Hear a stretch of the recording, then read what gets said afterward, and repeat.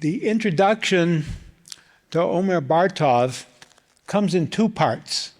First is courtesy of Brown University, is as follows. Born in Israel and educated at Tel Aviv University and St. Anthony's College, Oxford, Omer Bartov's early research concerned the Nazi indoctrination of the Wehrmacht and the crimes it committed in World War II, analyzed in his books, The Eastern Front, 1941 to 1945. Maybe he'll talk a little bit about that. And Hitler's Army, 1991. He then turned to the links between total war and genocide, discussed in his books Murder in Our Midst, Mirrors of Destruction, and Germany's War in the Holocaust.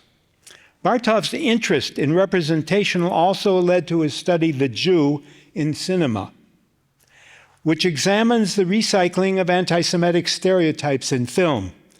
His more recent work has focused on interethnic relations in the borderlands of Eastern Europe. His book, Erased: Vanishing Traces of Jewish Galicia in Present-Day Ukraine, investigates the politics of memory in West Ukraine, while Anatomy of Genocide, the life and death of a town called Bukchach, is a microhistory of ethnic coexistence and violence. The book received the National Jewish Book Award and the Yad Vashem International Book Prize for Holocaust research, among others, and has been translated into several languages. Bartov's Tales from the Borderlands, Making and Unmaking the Galician Past, explores the centuries predating the Holocaust. His book, Israel, What Went Wrong, I'll hold it up. Israel, What Went Wrong, is very exciting to have the book because I'm really looking forward to it. It's coming out in April, so you have to order ahead. But it is, well, if you want to find out a little taste of it, listen to his London lecture last January, which you can get on YouTube, and which is linked by some of the material you've received from us. But it's summarized artfully in the London lecture, and it's going to be a very important book. Notice the title, Israel, What Went Wrong?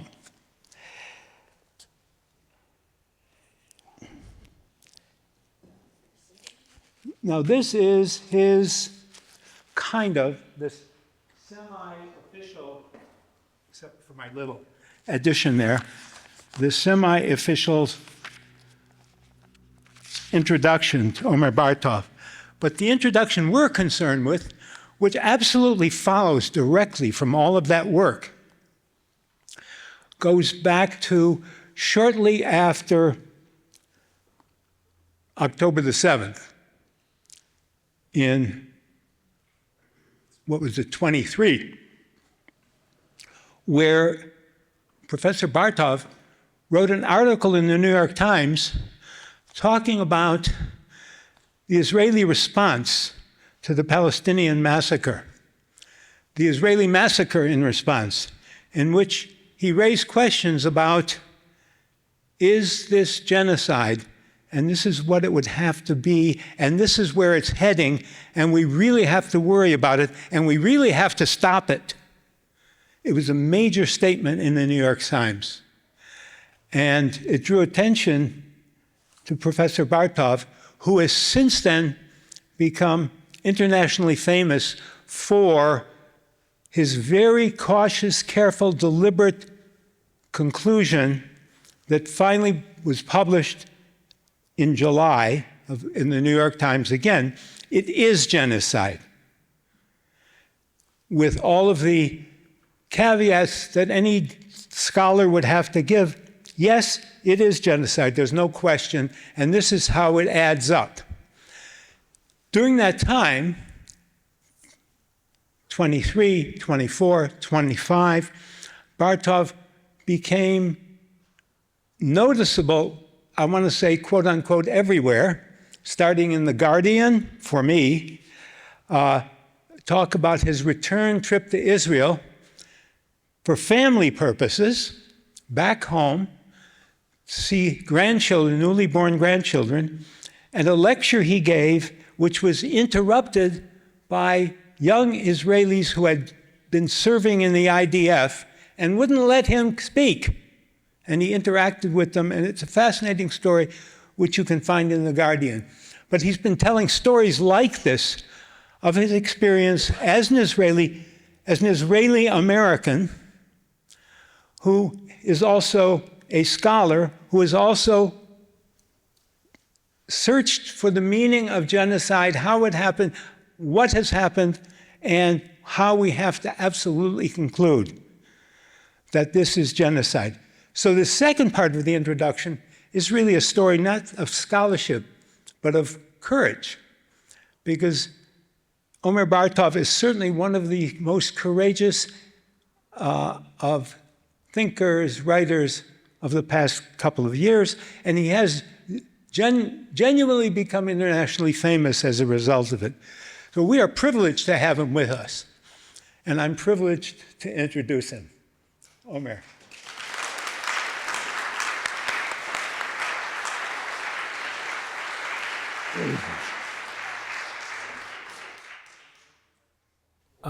Good morning, everyone. Move that over there. Yeah. I think this thing is working, right? Yeah. There is one. Yeah. It's wired up. That's not that my voice is so booming. It's this electronic thing on my lapel.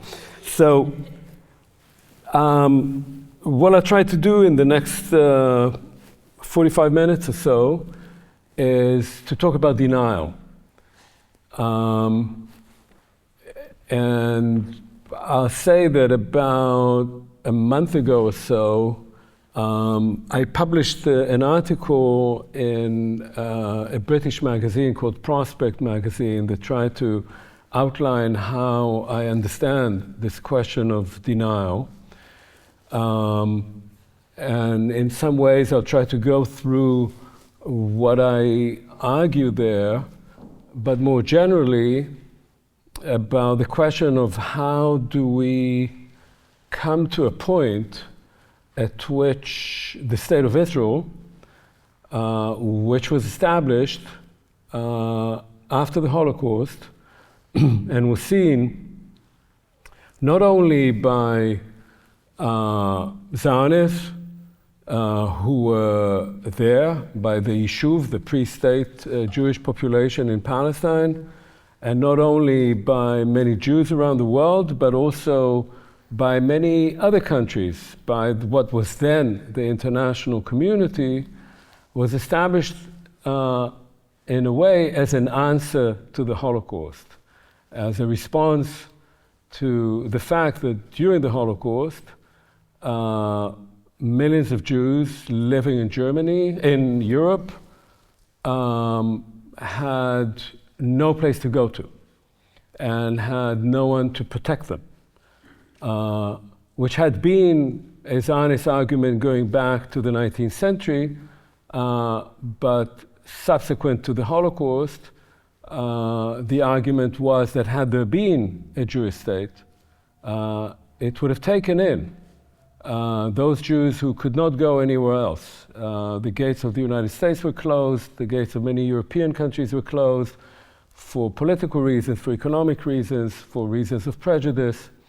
And there was no one to protect those Jewish communities from being murdered by the Nazis and their numerous European collaborators. How is it possible that that state created at that point, the same year of 1948, in which also, as a response to the crimes of the Nazis, the UN adopted a convention on the prevention and punishment of the crime of punishment, on the crime of genocide? How is it possible that that state would now stand credibly condemned of carrying out genocide? That's a moment in time that I think few people find possible to easily cope with. It's become a major question in, obviously, for Jews around the world, for many but far fewer Israelis, for reasons that I'll talk about, for many Europeans in particular, not least also because what has happened, what Israel has done in Gaza, and of course we can also talk about the West Bank, but I'll focus especially on Gaza. What Israel has done in Gaza since October 7th was done with almost complete impunity from that very same international community that had recognized the state of Israel, that had passed and adopted and signed the Genocide Convention.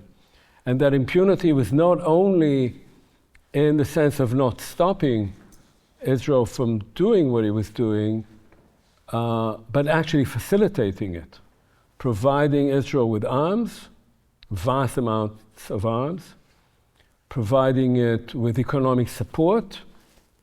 We have to remember that Israel's main economic alliance is not with the United States, but with the European Union. That's its main economic connection, and of course with political cover, especially provided by the United States, which is a permanent member of the Security Council and has used its veto power over and over again to prevent any actions that would slow down or stop what I've come to call the genocide that Israel was perpetrating in Gaza. So that's the context of this, what I want to talk about, of denial. And I think it's important to understand this context, because denial doesn't come out. It can, of course, have to do with ignorance. It can have to do with, obviously, political bias or ideology. But it also comes from a sort of aporia, from a difficulty of squaring this impossible moment of a state that was created from the ashes of the largest modern genocide, itself perpetrating that very crime, not even 8 decades later. Now, I started thinking about this in part because of my own, as Ron mentioned, because when I started my own sort of first scholarly research, I was interested in the question of the crimes of the German army in World War II. And you may be surprised to hear that people didn't talk much about the crimes of the German army in the early 1980s or in the 1960s or 70s. In fact, if you were to read histories of World War II, even for the first 2 decades, there were histories of World War II, which were military histories, various different operations and strategies and so forth. And there was a growing, very slowly growing historiography of the Holocaust. But they were not the same. They were separate from each other. And you could take books written on World War II in the 1970s and look through the index, and you would never find any mention of Holocaust or Auschwitz or extermination of Jews. It was happening in a different historiography. But that was not only among historians. Germans had gradually come to accept, it took a long time, but by the 1980s, most Germans, including, of course, German historians, but just the German public, had come to accept that the Holocaust was the responsibility of Germany. And there was a famous, some of you may have watched it, there was a famous NBC miniseries called Holocaust, which was shown on German television in 1979. Initially very late at night because they weren't sure how the public would respond, and it became a major event in Germany. In fact, the word Holocaust entered into German, what the Germans called the Judenvernichtung, the extermination of the Jews. Germany started using the term Holocaust because of that series. And the series, the show, which was with some very famous actors who became very famous later on, humanized genocide. That is, it told the story of a German Jewish family that was just like all other German families, only it was Jewish. And how that family is over the years between Kristallnacht, between the Night of Broken Glass of November 1938, is gradually destroyed. And the story of the family takes you into the history of the Holocaust. But they're German-speaking Jews who look like all other Germans. So it humanized the story of the Holocaust, and in many ways, that show, which was criticized by many TV critics and intellectuals in Germany, had a vast impact on Germans' understanding that the Holocaust was not just something that happened in the East to people we didn't know, but something that happened to people who were like us. So it humanized that. But in the 1980s, it was still common in Germany to say that the people who did that, two people were like us, but the people who did that were not people like us. The people who did it were the Gestapo, who were the SS. Nobody had any relatives that they would own who were in the Gestapo or even in the SS. But everybody had relatives who were in the German army, because the German army represented German society. There were 20 million people who served in the German army. This was part of the experience and the memory of World War II, but people had been told the German army had fought to protect Europe from barbarism, from Bolshevism. In the Nazi period, it was called Judeo-Bolshevism. After the war, they dropped the term Judeo and they just talked about Bolshevism. And the question was, is it in fact the case, as was said in Germany at the time, that crimes were committed behind the back of our fighting troops? It wasn't our troops. It wasn't our fathers and uncles and spouses who carried it out. It was carried out behind the back of the Wehrmacht, whose shield of honor was never besmirched. These were the terms that we used at the time. And so my own research looked into that, and together with a number of German colleagues, it took a long time, but in the 1980s and 1990s, gradually it dawned on more and more Germans that in order to kill 26 million Soviet citizens, somebody had to do it, and the people who did it were actually their fathers and grandfathers and uncles and brothers. It was them who did it. And that was a criminal war. It wasn't a war to protect civilization. It was a barbarous war. It was a criminal war. That was very difficult for the German public to accept that. So I'm telling you this because that denial over time in Germany for generations, to the extent that even in 1999 there was a big debate in Germany over, is it possible, is it really true that the army, our army at the time was involved, our own relatives were involved in a criminal war? Years after my first two books were published and other books, showed you the hold the denial has, not on recognizing the crimes that are being committed, but who committed them? Who did it? So I tell you this because the first thing that is so striking in Israeli responses by the vast majority of Israeli citizens, as far as I can tell, is that people cannot accept that the Israeli Defense Forces, that their sons, their daughters, their grandchildren, their spouses, their friends, their neighbors, were involved in genocide. They simply cannot, or in war crimes, massive war crimes or crimes against humanity. I'll talk about genocide in a moment, but even just to say they were participating in massive war crimes. It's almost impossible for the population to accept this. And I don't think that this is going to change anytime soon. If we judge by what happened in Germany, and Germany was under concerted pressure to own up to many of the crimes that the Nazi regime committed. There was a Nuremberg tribunal, there were, and it still took decades. And in many ways, to this day, it's very hard for Germans to accept that the war in the East was a criminal war. It was what Hitler called it, ein Vernichtungskrieg, a war of annihilation. Judging by that example, I don't know whether Israeli society will ever be able to face up to the fact that its own sons and daughters, not some rogue police units, had participated in massive war crimes.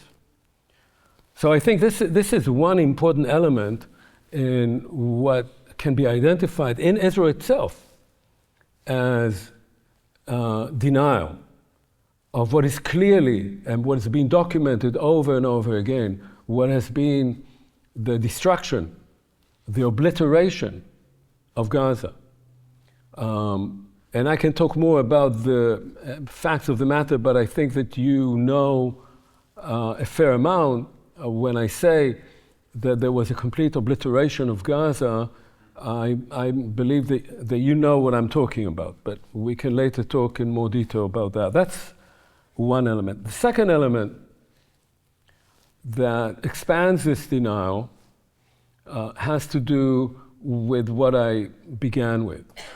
It has to do with the fact that when we speak not about war crimes, because war crimes can be crimes that are carried out by a particular rogue unit. You can identify there was this commander and there was this unit, they carried out crimes, we'll find them, we'll try them. But when you talk about genocide, when you use the word genocide, what does that do? Why does that elicit this blanket denial? And that extends well beyond Israel. It extends to many Jewish communities around the world, in the United States, in Britain, in Europe. It extends also to many political elites, mainstream media, academics in the United States and in Europe, not least in Germany. Why is that? Why is it so difficult to identify what is clearly a genocidal operation, or was at least, and now it's on more or less on pause, although still many people are being killed every day. Why is it so difficult to acknowledge that what we see conforms quite well to the Genocide Convention's definition of genocide? Why is it so difficult to say that it is what it is? So the first thing that's important to understand is that there's a vast difference that people don't always understand, I think, or think through, between genocide and other crimes against humanity. I've actually taught a course for 25 years at Brown University called Modern Genocide and Other Crimes Against Humanity. What's the main difference between genocide and other crimes against humanity? So beyond the definition as genocide is defined by the UN, and I'll say a word about that in a moment, genocide is a social event. Genocide is not something that just a rogue military unit or some police force carries out on its own. When you identify that genocide is happening, you realize that everyone is involved. that no one is completely off the hook. Everyone is somehow part of that event. You can think of the Teachers Association. You can think about the Association of Physicians. You can think about the Bar Association. You can think about university presidents. All those people who refuse to identify what's going on, or who call it something else, or who say this is a war of defense, who say we have no choice, who say we are fighting barbarians in the protection of civilization, who say we're doing it in the name of what was done to us. All those people are complicit, are part of the process, which is one reason that the Genocide Convention, which is called the Convention on the Prevention and Punishment of Genocide, is so difficult to implement.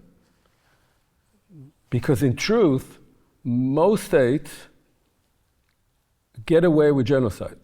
Most of the people who are complicit in genocide after it happens, if you identify it as such, and if you want to punish the people who carried it out, you will never be able to punish all those who ought to be punished, because this is a social event. That also means that because of that, the repercussions of genocide for a society over a long period are enormous.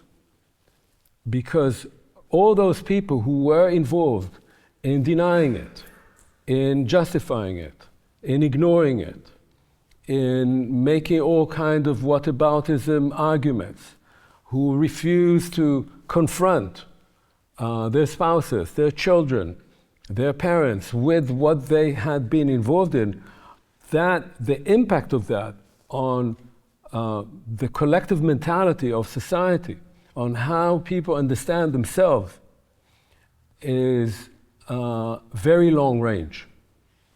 And as long as a society does not confront that past, does not begin a process of both coming to terms with what it was involved in and in trying to do what it can to somehow create a system of acknowledgement and restitution for what it did. As long as it does not do that, that stain, that poison remains in the veins of that society for generations thereafter. But of course, in the case of Israel, this becomes much more complicated.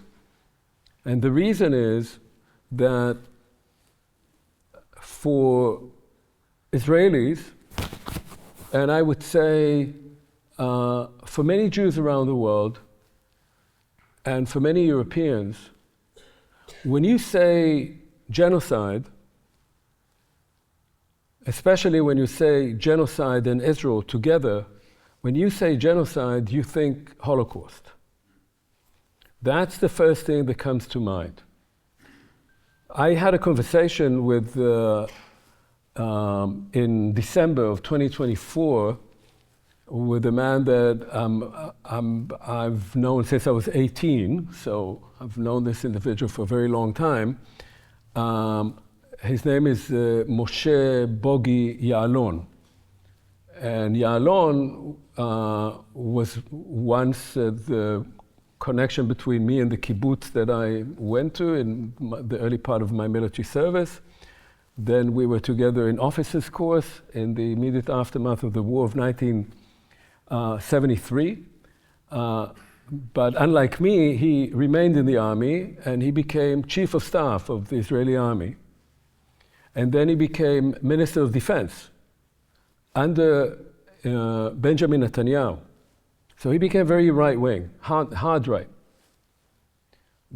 But an outspoken and honest man.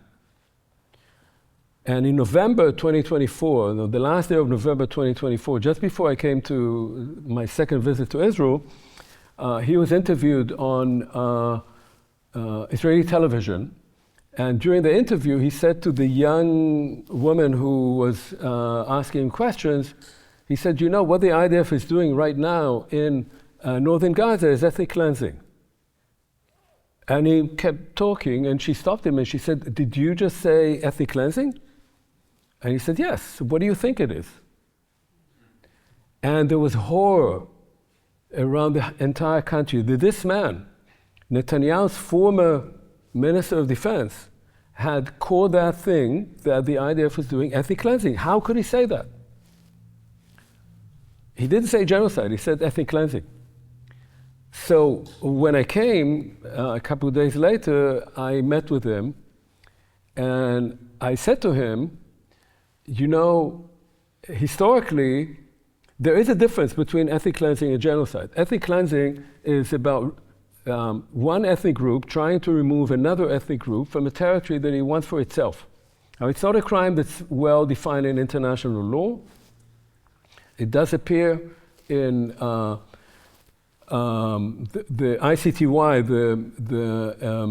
the International Tribunal for the former Yugoslavia, provided the definition of that, but it doesn't, it's not in the Rome Statute of 1988.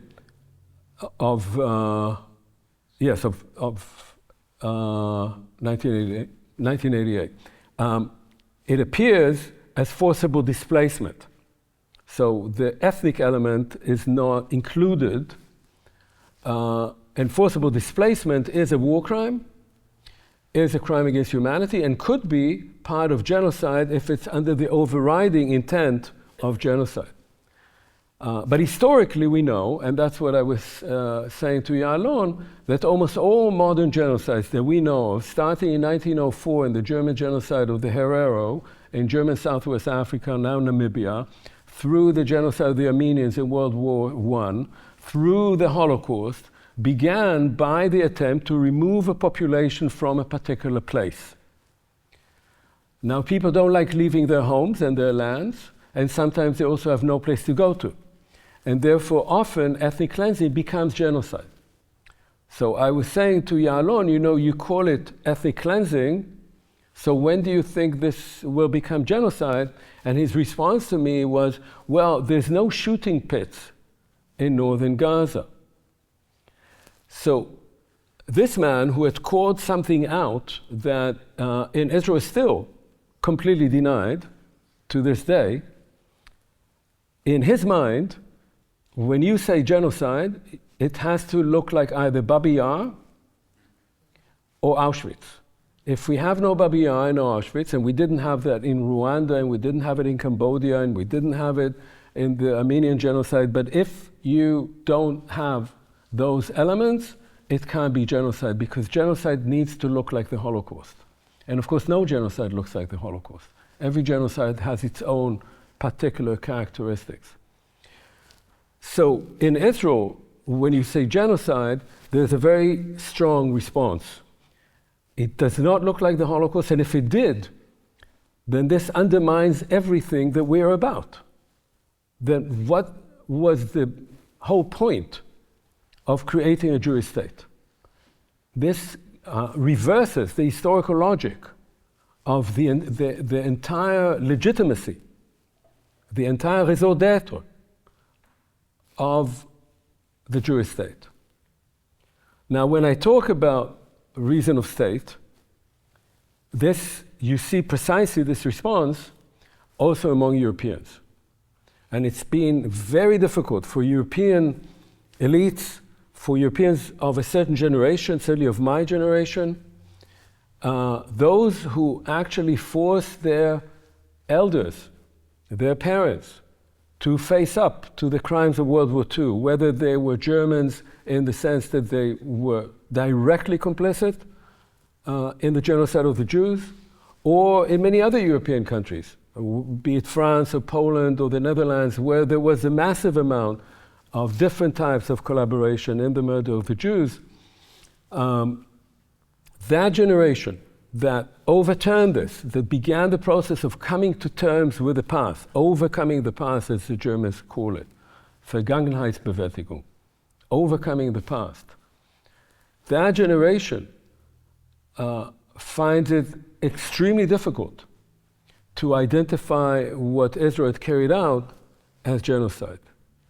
The former German Chancellor, Angela Merkel, said that Germany's Staatsräson, Germany's reason of state, its raison d'être, or raison d'état, was defense of the state of Israel.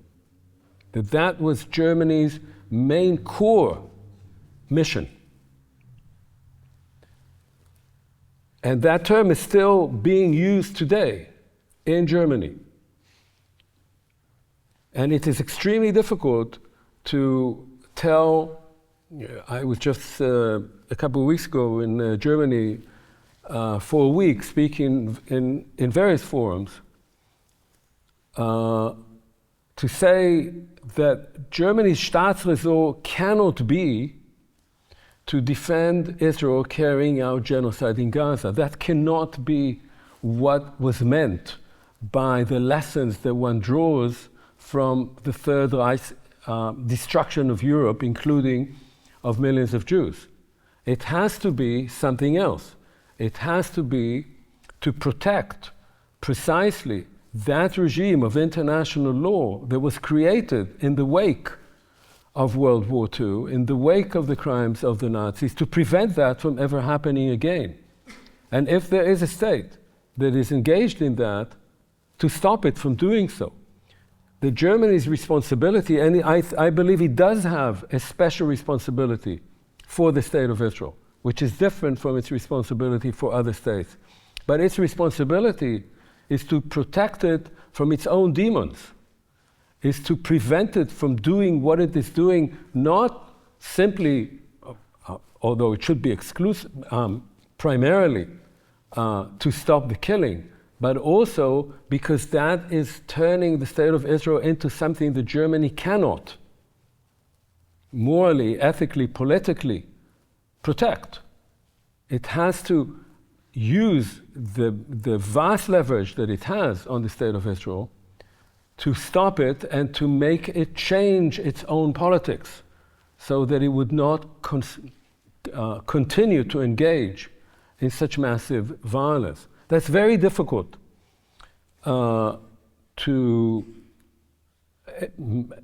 that's a very difficult argument to make in Germany today.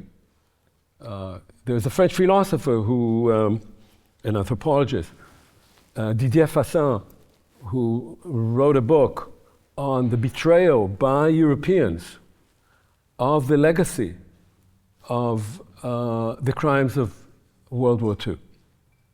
Because a European elite, political and intellectual elite, largely refused to confront Israel with its own crimes. And continually, as he writes,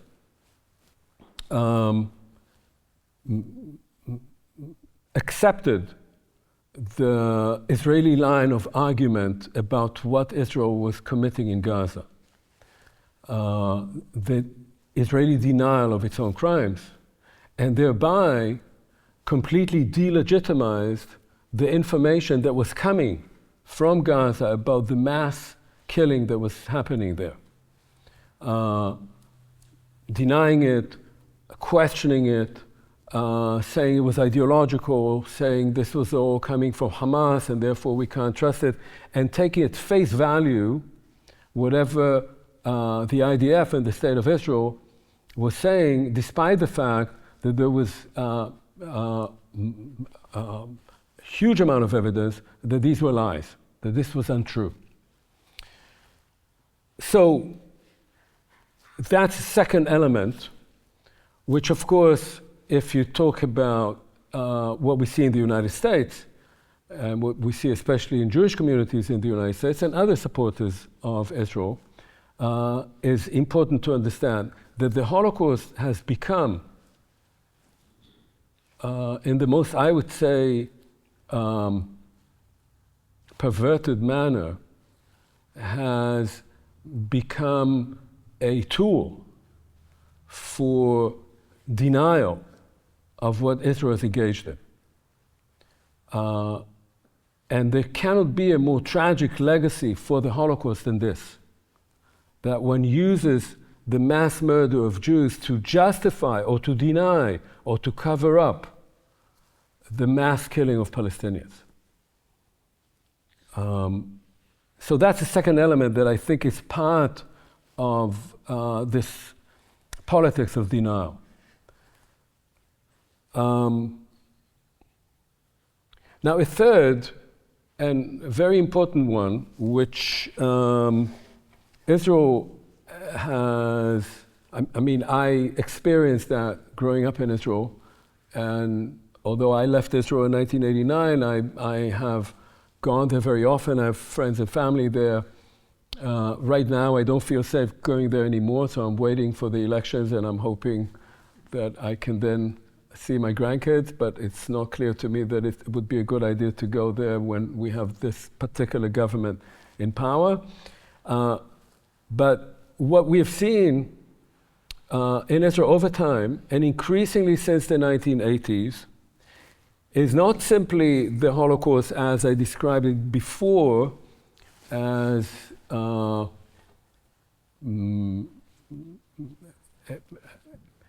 in a sense something that can be an obstacle to looking reality directly, simply because, like Mr. Ya'alon saying it has to look like the Holocaust, if it doesn't then it isn't, but something that was much more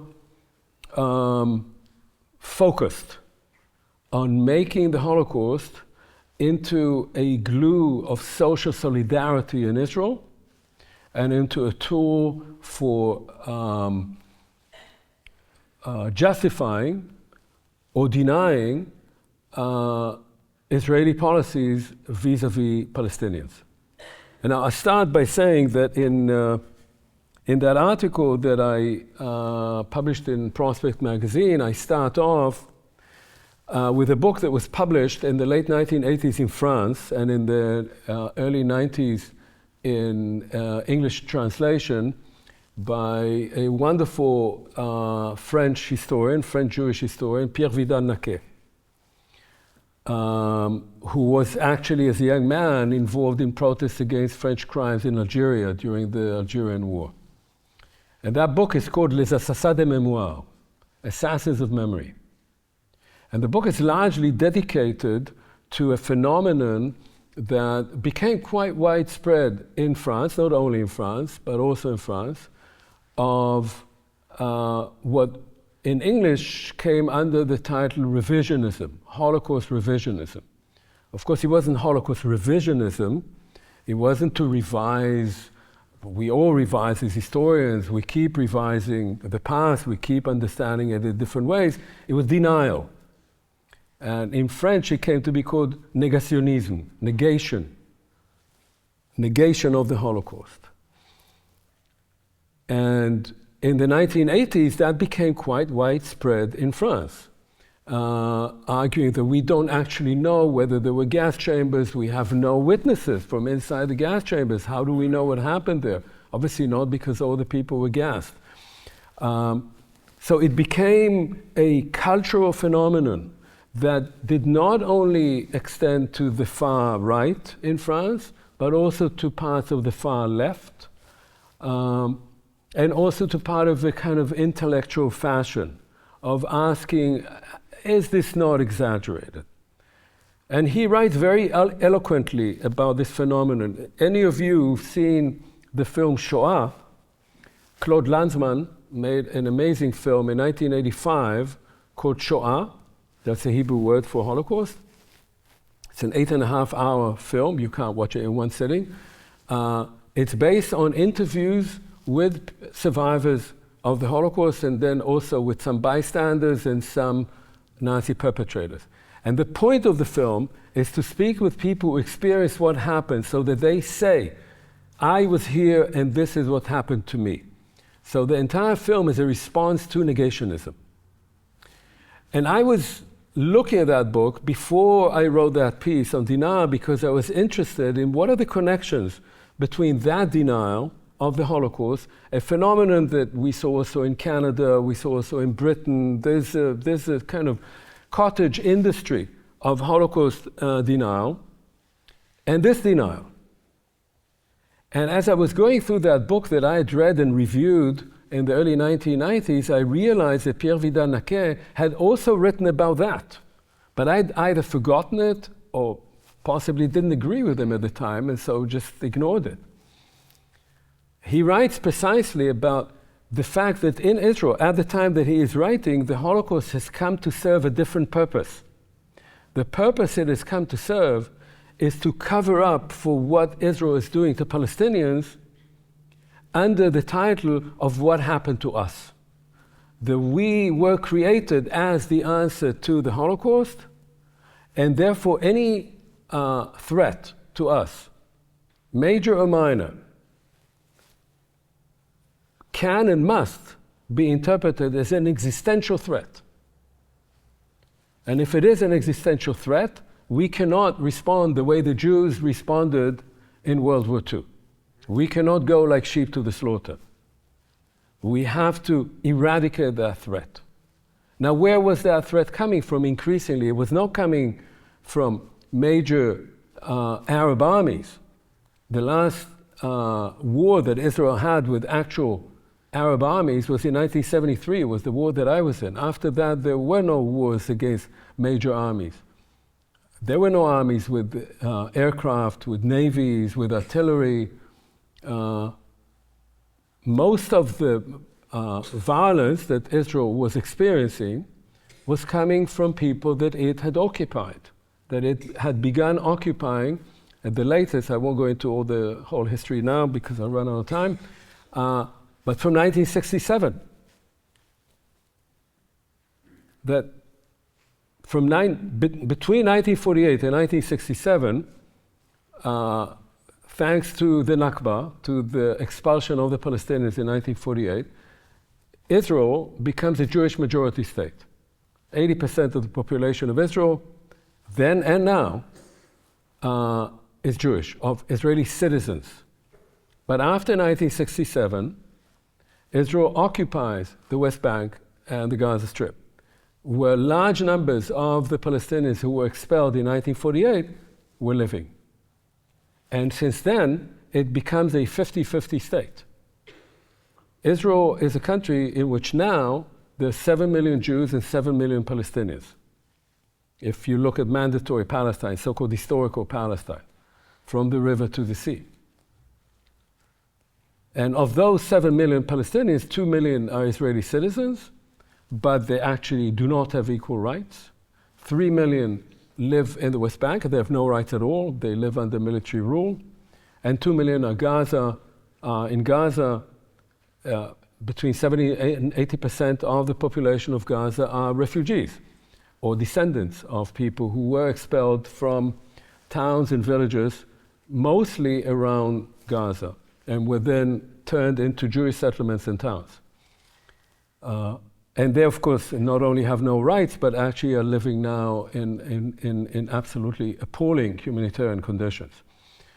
And so, any threat from that population, which is a population that has been ruled and controlled and oppressed and increasingly subjected to violence by the Israeli army, by Israeli police forces, and increasingly, of course, especially in the West Bank, by settlers, where there are weekly pogroms in the West Bank, any threat by that population, any resistance by that population is interpreted as an existential threat, as something that could lead to another Auschwitz. Therefore, that has to be eradicated. If you combine that mentality that was created largely since the 1980s, I would say, of using the Holocaust as a justification for oppression, and of bringing Israeli society that is a very sort of highly divided society, bringing the secular and the religious, the Mizrahi population, Jews whose origins are in the Middle East and North Africa, with the Ashkenazi population, of bringing the old and the young together, the one thing that they all have in common is that Auschwitz may happen again. That the Holocaust became in Israel not something to be commemorated and remembered, but something to be feared, something that can happen at any moment, an imminent danger. And if Israel sees itself as confronted with that danger, then it should do all it takes to eliminate that danger. And it does not need to listen to anyone, to the nations of the world, to international law, on the logic that see what happened to us during the Holocaust when we entrusted our fate to the nations of the world. They stood by as we were slaughtered. That is the logic that was injected into Israeli education, into the Israeli media, into Israeli political discourse, to the extent that in the immediate aftermath of October 7th, Hamas came to be immediately called Nazis. And if you listen to this day, if you listen to the Israeli media, to mainstream Israeli media, they say Hamas Nazis. And that October 7th was immediately described as the largest killing of Jews since the Holocaust. The Holocaust and Nazis are part of the understanding of the logic of what Israel has to do, must do, and of the denial of the reality of what it is actually doing. Now that, of course, we see also in many Jewish communities around the world. I've encountered that many times. People who expose this strange and perverse logic of using the Holocaust to justify violence, people who do that are described as kapos. What does it mean, kapo? That is, people, Jews who are collaborating with the enemy, right? Jews who worked for the Nazis. Described as self-hating Jews, and if they're not Jewish, are described as anti-Semitic. And anti-Semitism has been mobilized, has been weaponized as a tool to stop that kind of criticism of Israel coming at times from people who are anti-Zionists, who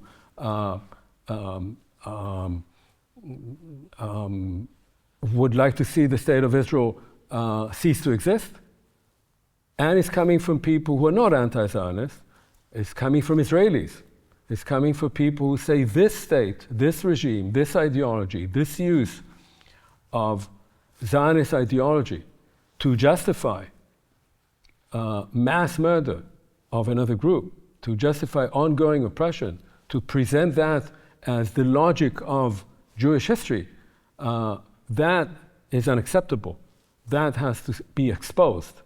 And those people who are speaking not because they want to undo the state of Israel, but because they want to stop it from being what it has become, are also presented as anti-Semitic or as self-hating Jews. To the extent that, as we know today in the United States, and I teach at a university, and I know what's happening in my university and many others, the intimidation factor of professors who want to teach that region, who want to teach the complexities of the so-called Israeli-Palestinian conflict, which is, of course, another one of the many misnomers, because it's not a conflict, it's an occupation. Occupation leads to conflict, obviously, but at the core, it's oppression of another group. Those who want to teach it are threatened by their own university administrations, by donors to universities, by the federal government, and many have stopped doing it. Because unlike me, they still have a long career, they may want to get tenure, They want to get promotion, and they have grown silent. And so this denial is not only, and I'll end on this, denial can be denial of something that happened in the past. And Vidal Naquet was writing largely about that.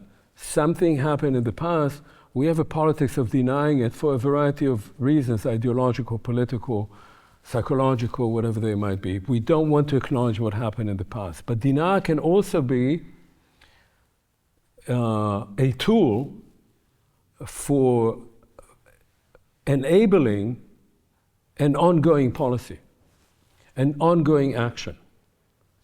You do something and you deny that it is what you're doing. So it's not only looking back at what happened over 2 years, for 2 years in Gaza, and denying what happened, which I'm afraid is already a process that has begun, denying that it was what it was. And one has to say that, as I said before, the Genocide Convention is about prevention and punishment. There must be punishment, even if it takes decades. At the end, there must be punishment for the people who carried it out, because if you don't punish them, it will happen again and again.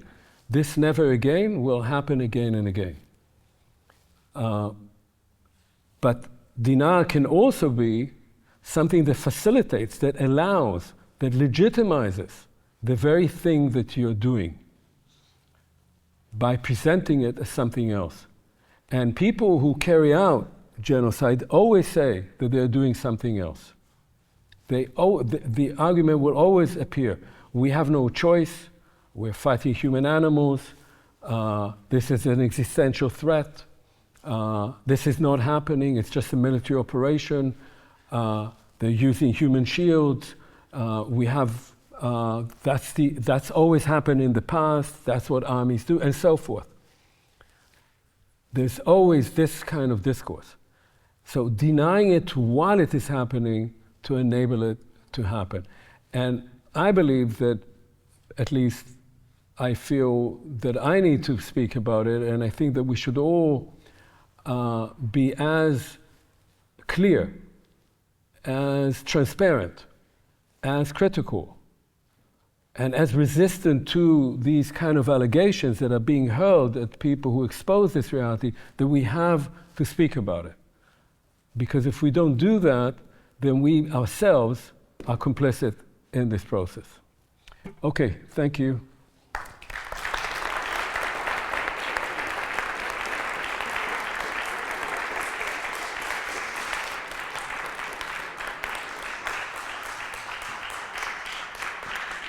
We're going to take some questions. While I have the mic, I'd love to hear a little bit more about your conversations with your students and how you see the denial. I'm curious, I don't have a lot of access to that population, so I'm curious kind of what you're noticing in your teaching.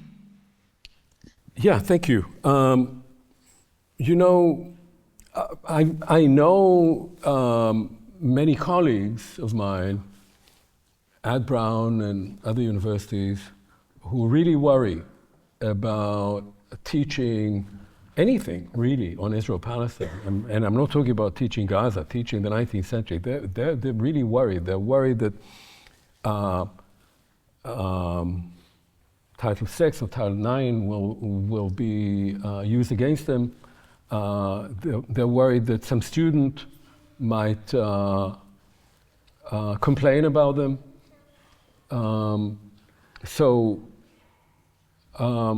I know that there has been a major factor of intimidation. I have faced none of that. So let me put it this way. I know that, because I've been told, that there were many emails or other forms of communication sent to my university administration saying that I should not be allowed to teach what I teach, or that I should be fired, that I'm whatever, and describing me in all kind of colorful ways. But the university has told me that I have their back, and that they trust me to be a reasonable teacher. I'm not a rabble-rouser. In my classes, I give you an example. I taught in the spring of 2024, while there were all the student protests and so forth, I taught a class on the Holocaust and the Nakba. It wasn't the first time that I taught it. I started teaching it in 2015. And it's not a comparison. It's not is one like the other. It's a course on the evolution of between the aftermath of the Holocaust into some of the things that I was talking about today. And this was supposed to be a seminar, so it's capped to 20 students. But many students appealed to me and said, look, we don't have any other classes on this, and this just happened, October 7th just happened. We want to know more. And so the number of the students in the class doubled, and there were close to 40 students in that class. And I started, as I always do, I'm a historian, I started at the beginning. And I think there were students that were tense, this was a tense period, and there were Arab students and Jewish students, and as I say, just American students, who were neither one nor the other. And by the end of the semester, we had formed a group of people who knew much more and could talk with each other openly and critically and better informed. The following year, last year, I taught a class that, again, as I said, I've been teaching for 25 years on modern genocide. But I added a week on Gaza. And again, that week there was one lecture which was about all the background and one lecture about what was actually going on, including some things that I'd written. And it was very well attended, better than all the other lectures. There were over 100 students in the room. And I'm sure there were students who disagreed with me. There may have been some students who complained to their parents that their professor was saying things that they did not feel comfortable with or felt unsafe with. I always tell my students in these classes, my class is not a safe space. My class is a place where you're going to be confronted with unpleasant things. And please don't attend it if you can't take it. But you don't come to university to be told what you already think or believe or know. And most students appreciate that. So, no, I've had many conversations with students, and I truly believe that my role is not to stand on a platform and, call for a revolution. My role is to teach, and as a historian, is to try to understand the past and how we got from there to here, or to understand what went wrong. Great. Julie, we'll take a couple questions. Hi. Thank you so much for your presentation and your perspective on what you put into words, at least for myself, everything that I've thought since all of this started. And I guess on this issue of denial that you talk about, one thing that I think about is, and I wonder how you factor all this into your analysis, the denial that we as Jews were all taught or grew up with about the realities of the origin of the state of Israel. You know, I, as a Jewish kid growing up in the suburbs of Philadelphia, attending a conservative synagogue, every year we bought trees for Israel, and we were told that we was the land of milk and honey that had previously been just an abandoned desert. No one was there, and we came and salvaged the entire area.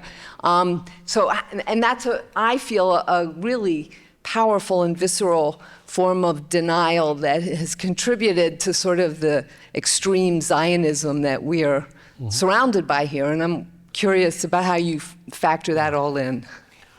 Look, I mean, I should say... Wait, hold on, let's get a few more verses for time. So denial and Nakba, yeah? Oh, goodness. Okay, so can we swap microphones? Is that okay? We're asking for louder, unless we can make his mic Oh, louder. mine? We can't make his like, oh, he should use this one. He can use this one. Okay, great. And was there another question? Yes. Thank you for that amazing presentation. Before I ask my question, I want to say thank you for something else, and that is your articles that you've written and the talks that you've given over the last 2 years have been a foundation for my understanding and my courage to stand up for Palestinian rights at this time and to call for a ceasefire. Ferndale is the only city in this county that actually has a ceasefire proclamation. And the rabbi's good words were read at a city council meeting calling for a ceasefire.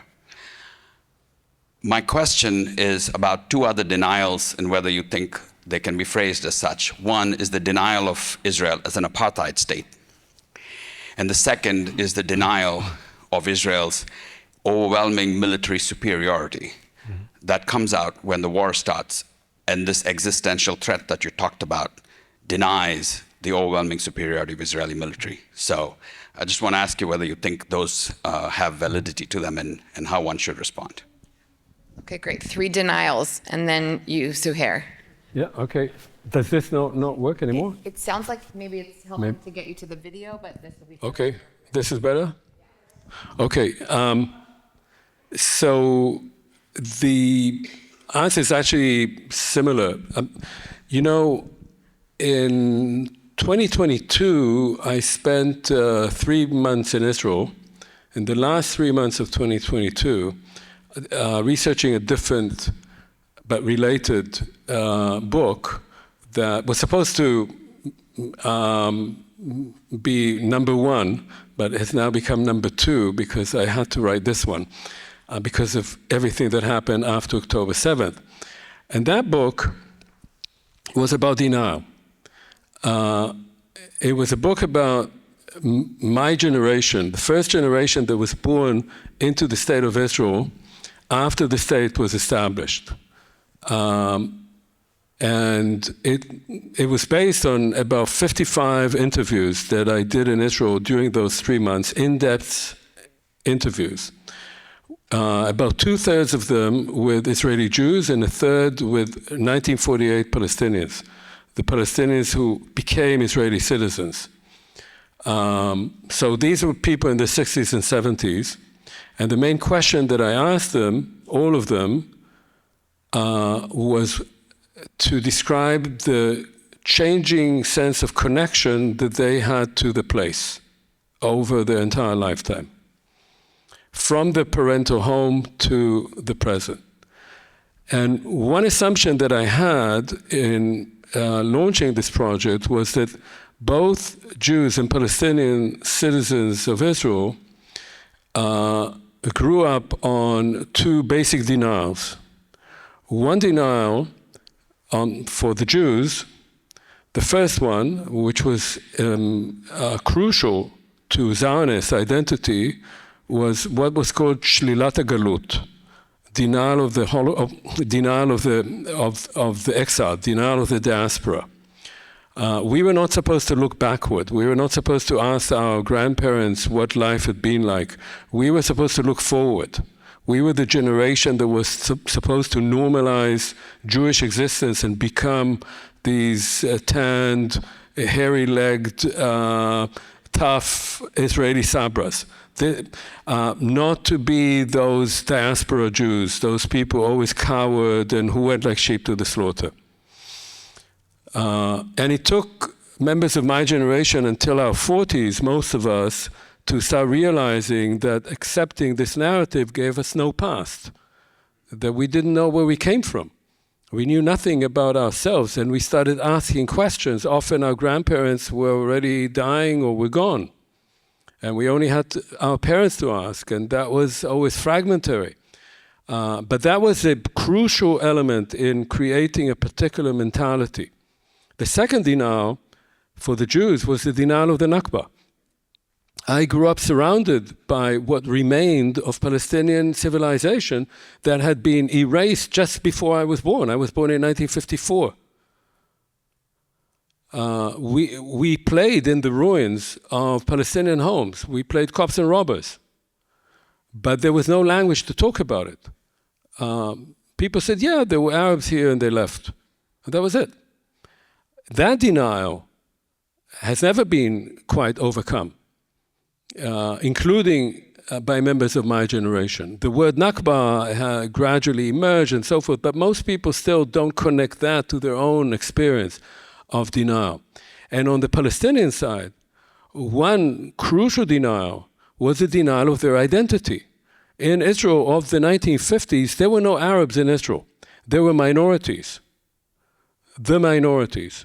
There were Sunni minorities, there were Christian minorities, there were the Jews, there were the Bedouin, there were the Cherkessis, but there were no Palestinians. Of course not, no one used that term, and hardly even Arabs. They were the minorities. And for people who belonged to that group, it took decades to recreate a sense of who they were. One has to remember that this population of 150,000 in 1948, those who stayed behind, who were not expelled, lived for 20 years under military rule. They were made citizens and then military rule was imposed on them. And so there was a huge amount of intimidation. And secondly, the second denial was also the denial of the Nakba. You could not talk about it. The people that I spoke with were saying, in many families, people couldn't talk about it because they lost everything. They lost their homes. Many people spoke about houses, the houses that were lost. They lost their villages. They lost their communities. They lost many of their family members. So for many people, it was just impossible to talk about this.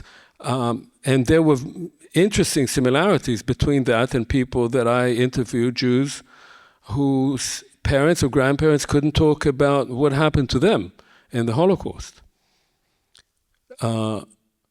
But even those who did speak about it, or were willing to speak about it in those families, were afraid to do so. It was not a topic that you could talk about, certainly not openly outside of your kitchen table, because there was such intimidation by the Israeli authorities that penetrated into all these communities, had their own little spies everywhere. And so denial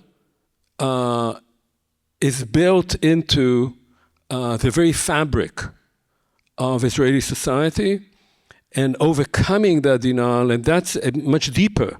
That's not the denial of what happened in Gaza. It's related to it, but it's much deeper. These are denials without which there will never be a coming to terms with the entire history of the State of Israel. Without confronting what Oslo tried to do, the Oslo Accords, which tried to say, okay, we'll talk only after 67. We're not going back. We're not opening the files of 1948. You cannot not open those files. They have to be opened. They cannot be denied. You can't reverse history. You can't undo things that people would like to, but that doesn't work. But you have to know about it. You have to confront it. You have to do what you can to create some mechanism of restitution, of apology, of recognition of wrongs. Without that, you cannot move forward. Now, on your question on, so first denial of military superiority, yes, I mean, this is an extraordinary phenomenon. It also, I mean, I must say, you know, I served in the IDF for 4 years, and I also, the first part of my career, I did military history. And one thing that I found so striking is that the IDF used everything it had. It mobilized hundreds of thousands of reservists. It has an extremely powerful air force. It has a huge armored force. It has enormous numbers of guns. It has warships, all made in Germany, shelling. And it never managed to destroy Hamas. It destroyed Hamas as a military organization. But Hamas is still the organization with which Israel is negotiating to this moment.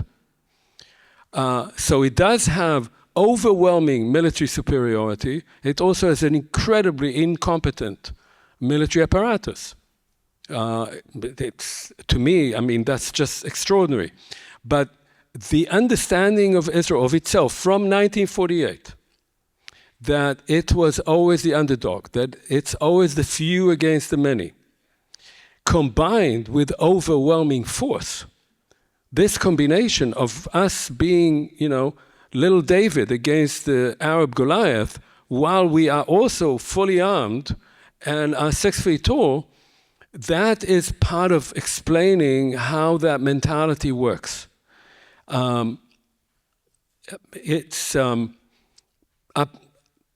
put it that way. When you,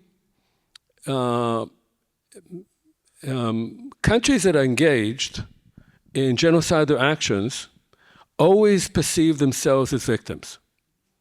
You can go to any genocide you like, and you will find that those carrying out the violence see the people that they're victimizing as those who had victimized them and who will do that again if we don't eradicate them. And we know what they will do to us because they will do to us what we are now, right now, doing to them.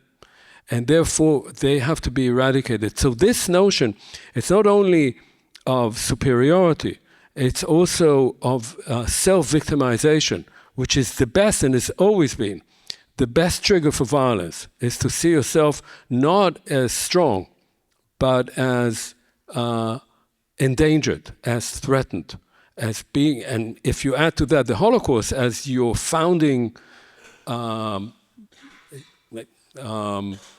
it's obviously not a myth, it's a reality, but as a constitutive moment in your national history, that can be mobilized to justify ongoing violence. The second one you mentioned was apartheid. So on apartheid, I would say the following. Clearly, and we have, I'll cite a very important individual that I have grown really to admire. His name is Michael Sfard. He's a civil rights lawyer in Israel. He's an extremely brave person. Being in Israel, living in Israel, and writing and saying what he does, and he also presented before the Supreme Court in Israel many times. Sfard took a long time to finally come down on saying that Israel's rule in the West Bank was apartheid. And I cite him at length because his book came out in Hebrew last year. It's not out in English yet as far as I know, but I cite many of his arguments in an article that I published in the New Review of Books last April, I think.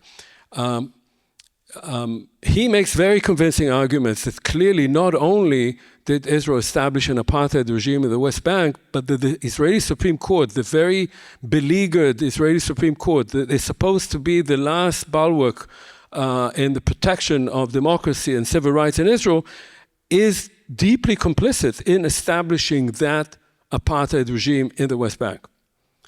Now, whether Israel as a whole is an apartheid state, I don't think it is now. And I think it is on the way to becoming that, if things are not reversed.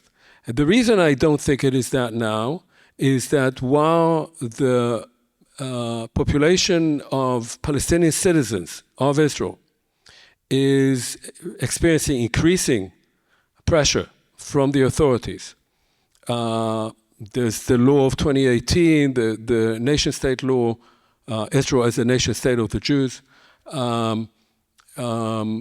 There is ongoing systemic prejudice against this group in terms of social services, of schooling, and so forth.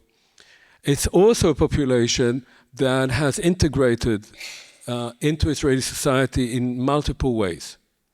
I was saying that yesterday because it's a well-known statement in Israel that if the Palestinian population went on strike, if the 2 million Palestinians who are Israeli citizens went on strike, the Israeli medical service would collapse because of the number of Palestinian doctors, including very, very senior doctors, nurses, pharmacists.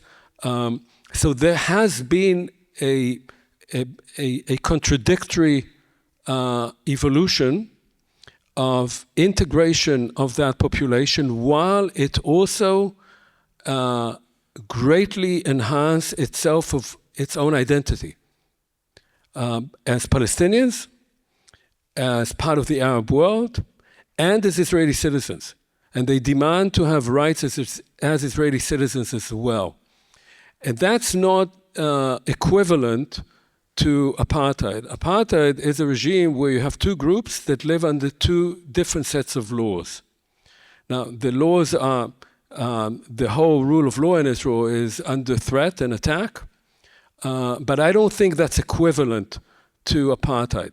What I do think is that the process that we're seeing now, if it continues, will be a process of, and is already, of creeping apartheid into Israel, where Arab citizens of Israel will lose more and more rights and will be seen increasingly as enemies of the state. They always were, to some extent, of course, but much more so, where they will lose their political rights, and that's what the government is trying to do right now. Because if the only way for the Israeli opposition, for whatever it's worth, to replace this government is to go in coalition with Arab parties. So the only way to prevent that, if they decided to do that, and it's not clear that the opposition would actually do it for their own racist reasons, but the only way to prevent that is to deprive Palestinians of the right to vote or of the right to have representatives under the title of them being non-Zionist parties. And obviously they're non-Zionists. Why would they be Zionists? So this process will creep into Israel itself, first against Palestinian citizens of Israel, and then and increasingly also against all opponents of the regime, including, of course, Jews. So this is a process that we're seeing happening now, and I've written about that. I think Israel is in danger of becoming a full-blown apartheid state. Authoritarian, it would be authoritarian, autocratic. It's a kleptocratic system already. It's based on theft and on corruption, and theocratic. I think that as such, if that is the direction, and that's the most likely one, it doesn't have a long lease on life, because I think it will lose support, even from its European allies.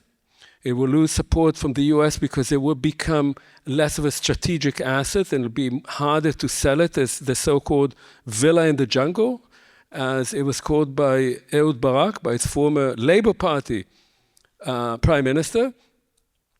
And Jewish communities will increasingly distance themselves from it, because Israel has become and will continue being a major excuse for anti-Semitism.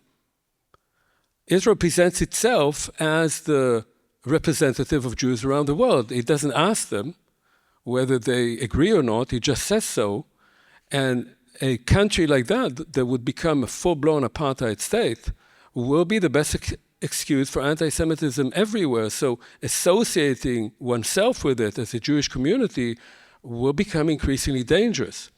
And so as such, I think all the holds that Israel has on power through its allies and through Jewish communities around the world will increasingly weaken.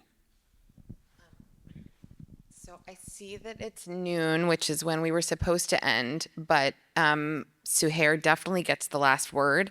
And I think that if you wouldn't say a word about Land for All, so you can offer us a little hope on our way out.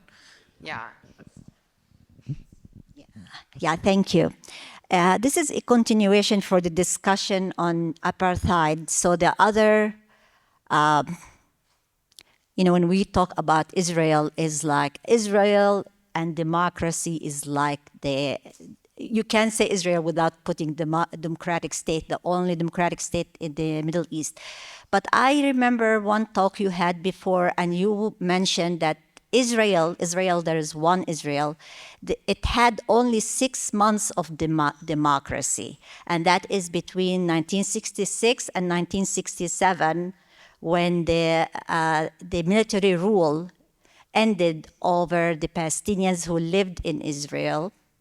and had the citizenship, they were under Israeli, military rule for almost 2 decades. So there's only 6 months. But then even the challenge of how we describe Israel as a democracy, even for the Palestinian residents in Israel, when the democracy means there are one set of rules for all people, regardless of ethnicity. And there are dozens of rules. I mean, laws including systematic undermining the social fabric of the Palestinians, systematically allowing for crimes to be committed by Palestinians against Palestinians inside Israel. It's systematically done. It's systematically been documented. So the myth of a democracy needs to be brought up to the surface, even when you talk about, a lot of times people talk about the Palestinian Israelis, that they are benefiting from a democracy when, underneath it, there's all these issues. All right. Democracy. So just a quick word on that. So I write about all this also in this book, and about the very notion that the most important justice in the history of Israel, Aaron Barak, spoke about and defends the notion that Israel can be both a democratic and a Jewish state. And obviously, it hasn't worked that way. And it's important to point that out. And yes, I did say also yesterday exactly what you cited me as saying, that there are those who would argue that Israel was a democracy only between December 1966 and June 1967, between the lifting of the military rule and the occupation of millions of Palestinians in the West Bank and the Gaza Strip. So Israel has never been a full democracy, not even for the Jewish population. It's not a country that had a developed civic society. Going back to before 1967, even for Jews. But it can, first of all, be much worse, and it is becoming much worse. And it's always been a challenged democracy. It's always been a qualified democracy. It's never been fully democratic for its Palestinian citizens. But it had elements that were democratic. I've a good friend in Israel who is Palestinian, who is dean of the School of Social Sciences at Tel Aviv University. He's the first Palestinian ever, but he became dean after October 7th. So there are all kinds of things happening. The same man showed me around his village all the lands that were taken away from them. So this is not just a happy story, but it's a complicated one. In the long run, it's an impossible tension. The state of Israel was envisioned by Zionists as having to be a Jewish majority state. It succeeded, as I said, in having that only for the first 20 years of its existence, when 80% of the population were Jews. And since then, it has not been that. And so this notion of being a majority ethno-Jewish state has never worked. And it, as part, I would say, of the only way of reforming that state, if one has any interest in doing so, and I think one has to have an interest in doing so, because it's not a state that's going to disappear. It is there. We like it, we don't like it, it's there.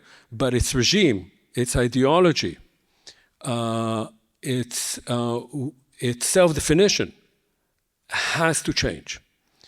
And part of that change can bring about an expansion or deepening of those democratic elements that are in it.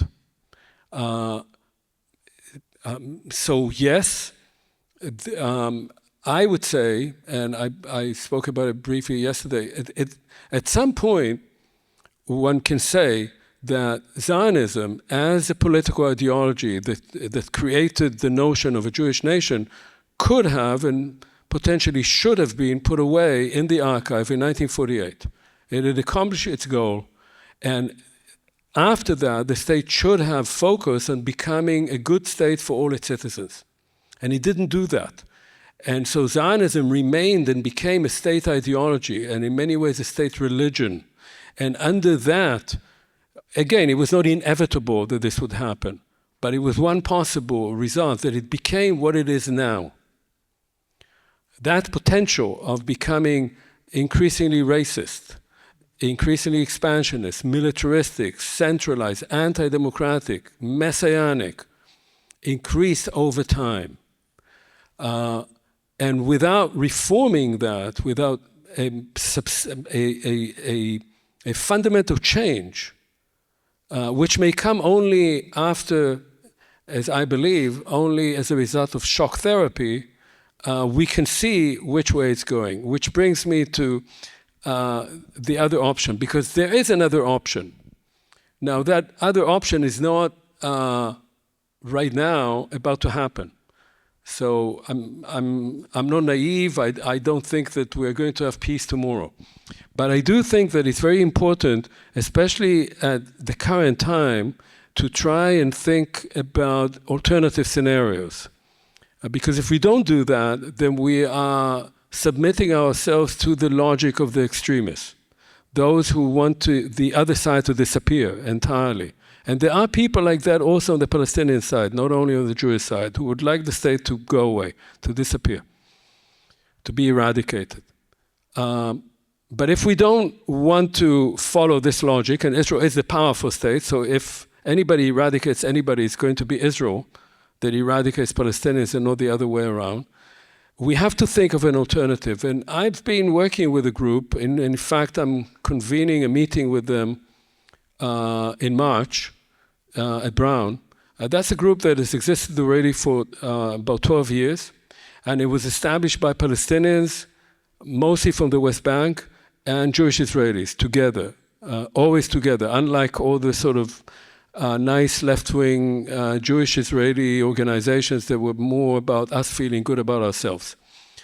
And what the gist of the idea of that group, which is called the Land for All, and you can look it up, Google a Land for All, and you'll find a lot of information on that, is to create a confederation.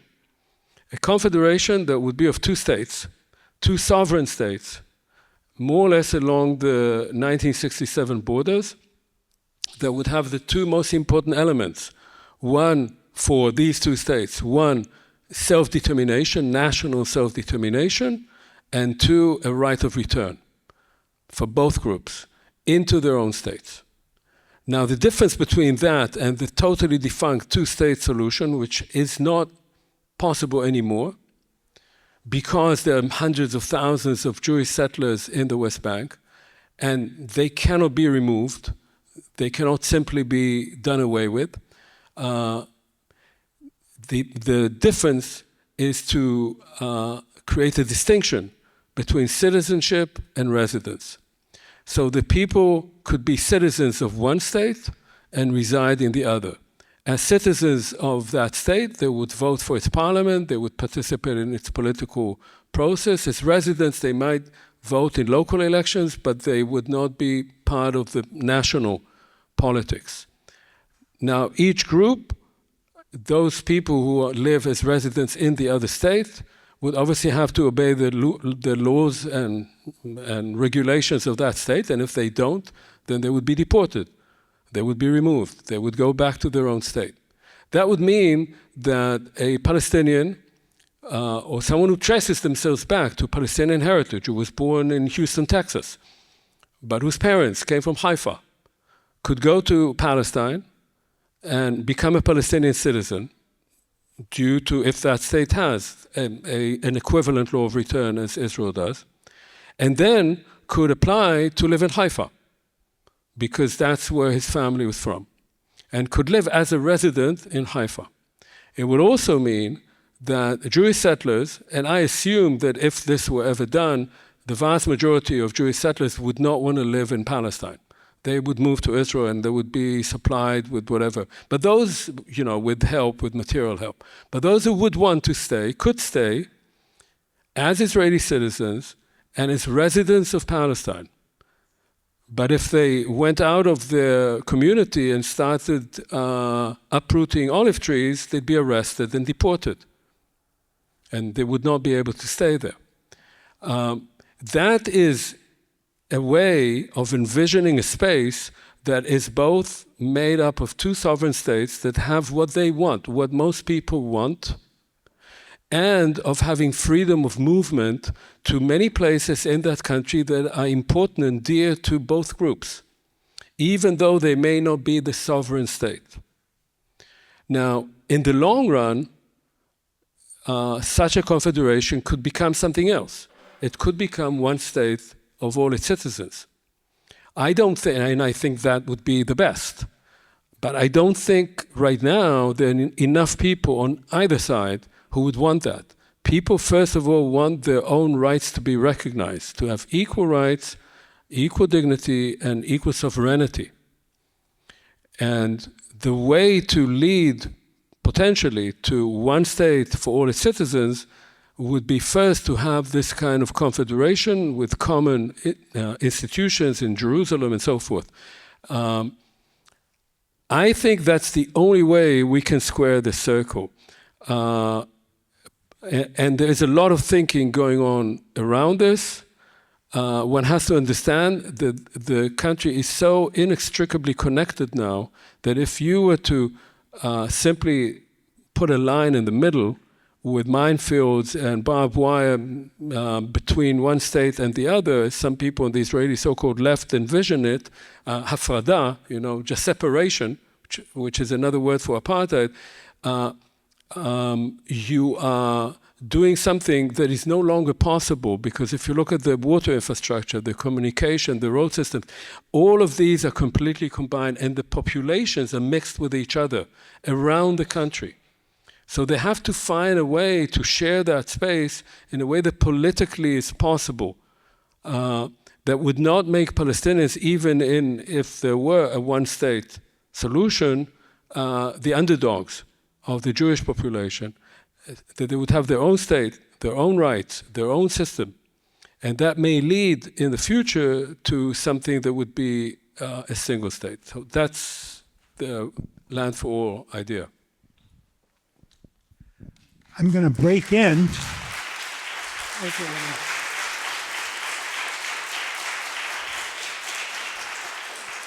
have an actual time problem, a flight to get to, lunch before that, and before that, a table full of books.